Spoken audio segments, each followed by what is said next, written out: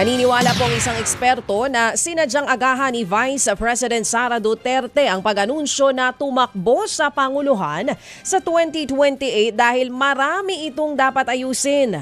Ayon sa political analyst na si Professor Malu Tiquia, sa Disyembre pa dapat i-anunsyo ng bise ang intensyon na pagtakbo nito.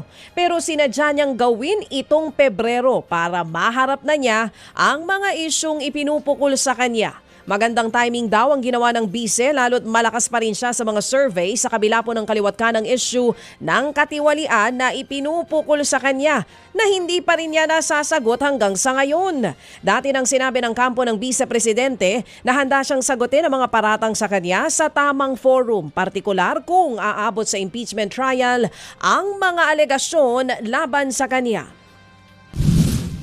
Ine-explore ano ang possibility tumakbo, saan ako mahina, saan ako malakas, at magandang timing ang impeachment. Kasi nakita naman natin kung paano na dinurog si Vice Presidente. Halos malugmok siya, pero nakita natin yan sa trend ng survey.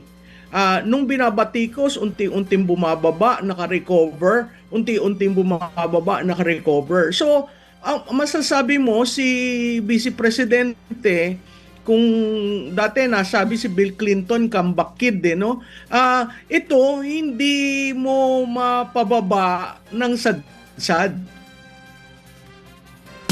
Yan nga po ang tinig ni Professor Malu Tiquia. Naniniwala nga po ang profesor na apektado ng deklarasyon ni VP Sara ang pag-usa ng impeachment complaint laban sa kanya sa Kamara.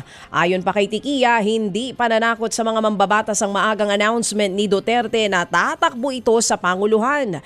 Gayunman, aminado siyang malaki ang epekto nito sa magiging kilos sa mga kongresista kung paano hahawakan ang 4 na impeachment complaints laban sa kanya. Isa sa posibleng resulta nito ay posibleng mahirapan na raw ang administrasyon na makakuha ng sapat na numero para mapalusot ang impeachment. Dati, ang tawag sa kanya ay defendant ng kaso ng impeachment. Ngayon, siya ang frontrunner sa 2028. It's a calibrated move para baguhin yung arena. Kasi dun sa arenang yan, kung ikaw ay defendant, talagang gugumuking ka sa numero. Pero kung ikaw ay frontrunner, ididiinan mo ba si Vice Presidente na nagsalita na ng kanyang intensyon? So, accountability ba ito o politika? Muli, iyan po ang tinig ni Professor Malu Tiquia. Sa iba pang balita o sa kaugnay na balita mga kapatid, kumpiyansa pa rin po ang majority bloc na uusad naman at lulusot sa Kamara ang impeachment complaint laban po sa Vice-Presidente kahit nagdeklara pa ito na tatakbo sa Panguluhan sa 2028 elections. Ayon sa isa sa mga endorser ng ika-4 na impeachment complaint na si Manila Congressman Benny Abante, may sapat silang numero para mapalusot ang reklamo. Yan ay kahit pa sinabi ng isa sa kaalyado nila na si House Senior Deputy Majority Leader Lawrence Defensor na mahihirapan na silang makakuha ng 1/3 o higit 100 pirma para po ma-impeach si VP Sara sa pamamagitan ng resolusyon na siyang shortcut sana para malusot na agad ito papunta sa Senado. Gayunman, kung hindi man maidadaan sa pirma, kumpiyansa silang lulusot ito sa Justice Committee kung idadaan sa regular na proseso. Nakatakda rin pong magpulong ang Senado ngayong araw para maglatag naman ng mga pamantayan sa pakikipagdialogo sa Chinese Embassy. Kaugnay naman po yan sa issue ng West Philippine Sea.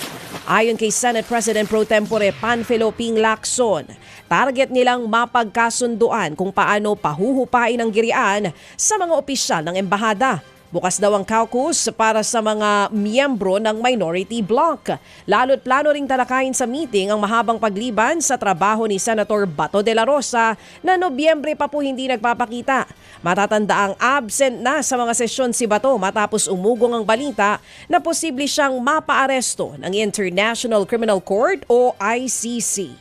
Nakatakdang magdaos ng malawakang kilos protesta ang grupong Makabayan sa EDSA kahit hindi po sila binigyan ng permiso. Mismong National Capital Region Police Office ang nagsabi na mahigpit nilang ipatutupad ang no permit, no rally policy sa paggunita po ng ika-40 anibersaryo ng EDSA People Power Revolution sa Miyerkules. Tanging ang trillion peso March movement lang daw ang nabigyan ng permiso na magdaos ng programa sa White Plains sa EDSA. Pero ang giit ng makabayan, itutuloy pa rin nila ang pagmarcha sa EDSA Ortigas sa Pebrero 25. Plano po nilang kalampagin ang Administrasyong Marcos Jr. sa hindi pa rin daw isinasauli.